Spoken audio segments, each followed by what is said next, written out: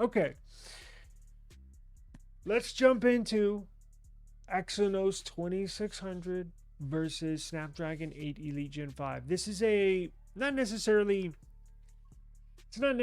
like a matchup for the ages, because we really didn't know what to expect with the Samsung CPU. We knew, I think it's all general knowledge, and or I think we were perceiving the 8 Elite Gen 5 from Snapdragon to be pretty solid. Now, let's get to the info. That's what this video is all about. Okay, so here's what we're going to review right now. This is it. We are going to review heating, thermals, benchmarks, games, all sorts of stuff, how this performs, battery life, all sorts of stuff, right? We're gonna look at it all. Well, let's jump into it. So, the contenders, the claims. Contenders and claims. We have Exynos 2600. We have the Snapdragon 8 Elite Gen 5, which is in the S23 Ultra.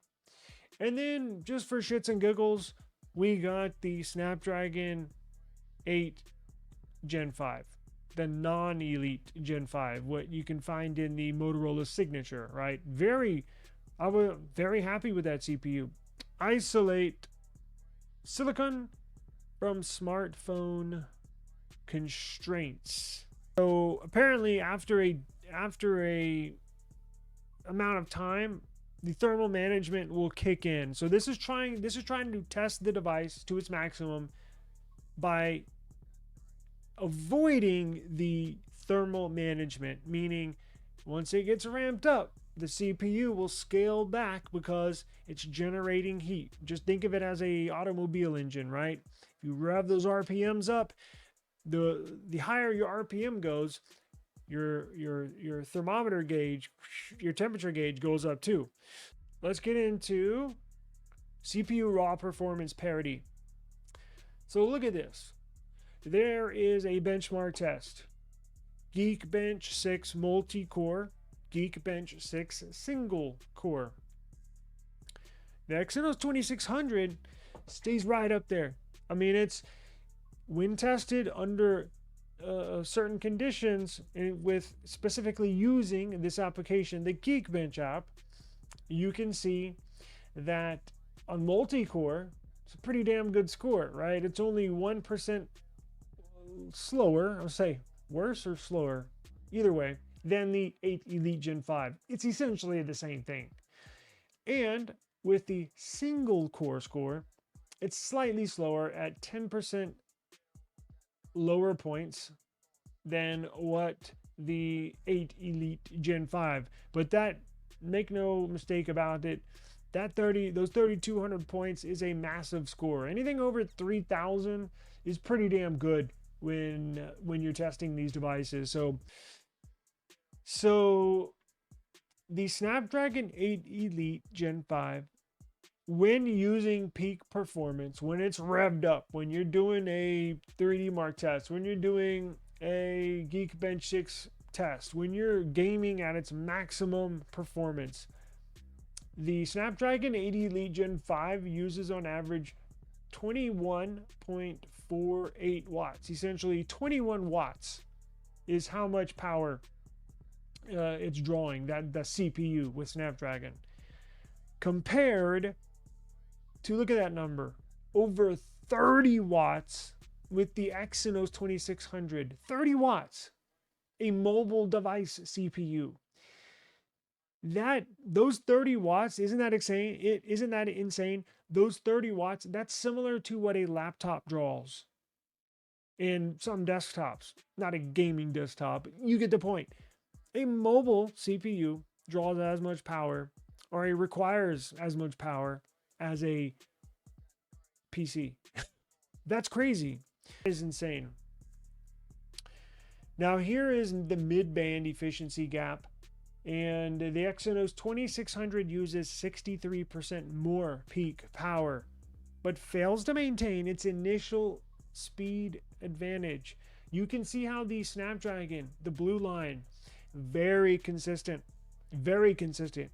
it just plateaus and plateaus on out of here. The Exynos 2600 draws way more power to plateau, and then as time goes on, as progress goes on, it drops off. So essentially, the Snapdragon 80 Elite Gen 5, much more efficient. Let's move into that 10-core CPU I was talking about. Here's the architecture. High baseline voltage requirement, much more than the Snapdragon variant. The 10-core cluster requires a higher baseline voltage just to activate. This severely degrades efficiency in the lower and mid power bands where fewer, more efficient cores would normally operate. So you see where the 10-core thing, pretty cool, right? You can achieve some really great scores, but you see what it does to require those extra cores to get ramped up. It requires much more power. Peak performance scales competitively. Exynos is only 2.4% slower when running the 3D Mark Wildlife Extreme. At absolute peak power, Samsung's GPU design holds its own, achieving near parity in efficiency with baseline Snapdragon. So the GPU in the Exynos 2600 is fantastic. It's very, very strong. Let's move into the 4-watt GPU limitation.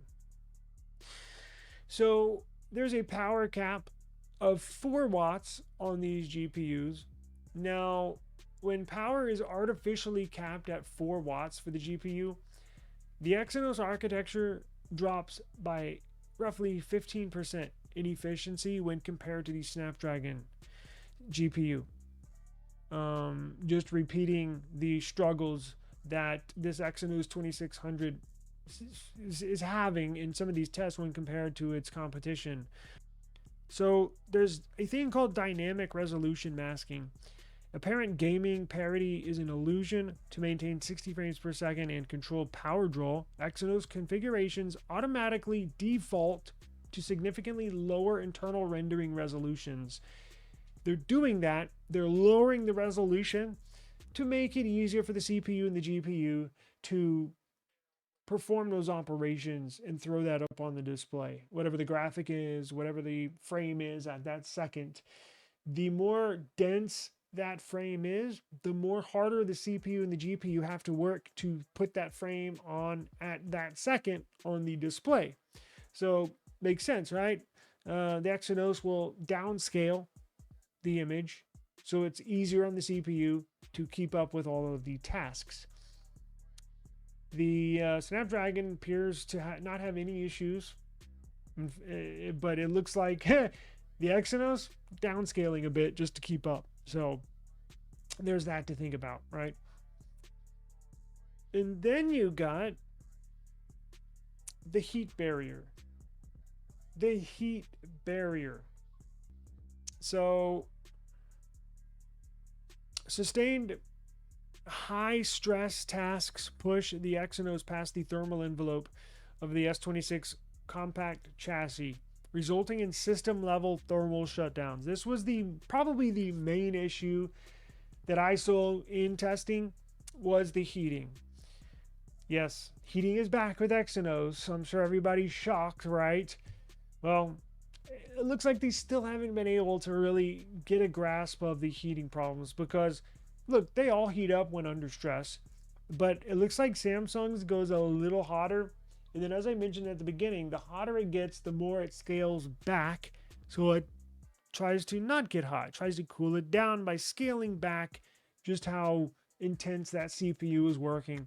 This seems it was a constant issue whenever it was really put to the test. It'll do a Geekbench 6 benchmark test, no problems. It'll do a slight, what is the 3D Mark test that's like a, what do they call it? I forgot. They have like certain levels of benchmarking. It'll do the 1 or 2 level benchmarking, no problems. But when you put it through its like 20, 25 minute benchmarking test, it overheats and it shuts down. While the Snapdragon variant blows through it, no problem at all. So, there's that to think about, right? And then you got the heat barrier. The heat barrier. So sustained high stress tasks push the Exynos past the thermal envelope of the S26 compact chassis, resulting in system level thermal shutdowns. This was probably the main issue that I saw in testing, was the heating. Yes, heating is back with Exynos. I'm sure everybody's shocked, right? Well, the Exynos downscaling a bit just to keep up. So you can see where that's a problem, right? What if you're making a good 30-minute YouTube video, 4K, 60 frames per second, or even 30 frames per second, but when you hit complete render, when you want to get it going, when you're done with the project and you want to render that video you're making, I don't know if the Exynos 20, depending on how long that video is, may overheat, may shut down. So I saw that numerous times here, which is not a good sign. I was hoping this would not be a problem, but it appears it is. Real world endurance test. Here's another test. Exynos 2600, Snapdragon 80 Elite Gen 5, test conditions, control variables, Wi-Fi disabled, 5G on, identical to the S26 chassis, identical display. So the translates synthetic micro inefficiencies to tangible battery drain over a continuous 9.5 hour usage cycle. And here is the results.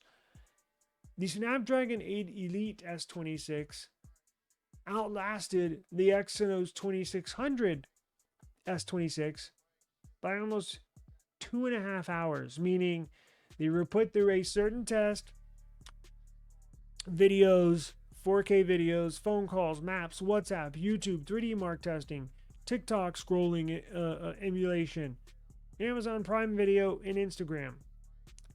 So they were fair, easy test, compatible tests on both devices, identical testing on both devices. So the battery life is huge between these two. 2.5 hours. That's a big difference. That's a huge difference when these are supposed to be comparable CPUs.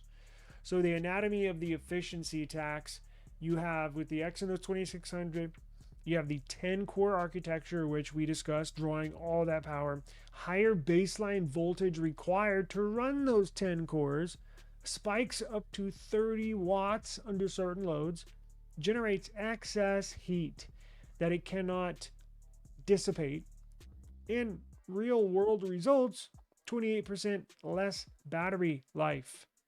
So the 2 nanometer GAA reality check doesn't look so good right now. The TSMC manufactured Snapdragon 8 Elite Gen 5 maintains clear, efficient leadership, class leading performance. You see why Snapdragon continually uses TSMC for manufacturing of their CPU. You see why Apple continually uses TSMC to manufacture their CPU, while Samsung, I guess, failed to hit the mark, right? I mean, it didn't even achieve finish some of these testing that they put it through. So despite the marketing and all of the hoopla behind the GAA Samsung node, the gate all around lithography, independent telemetry confirms Samsung's foundry remains at least 2 steps behind TSMC in actual power to performance scaling. This is very concerning that we know Samsung is looking to put out a all Exynos Galaxy line at some point, but it appears they're not quite there yet. I had my fingers crossed, and maybe I have egg on my face because I've repeated numerous times. I think they've crossed. I think they've made the turn on the correct path on the CPU road that we travel on, but it looks like they're not quite there yet. Now, this is their first real big CPU, first real big push on this new GAA packing process, and maybe they'll learn from their mistakes on this one, and maybe the 2700, Exynos 2700 will perform better. Maybe they can improve this on the 2600 with software updates. They can remap it, rescale it. I don't know, and only time will tell. But it doesn't look good to this point. It does not look good. And the definitive silicon scorecard.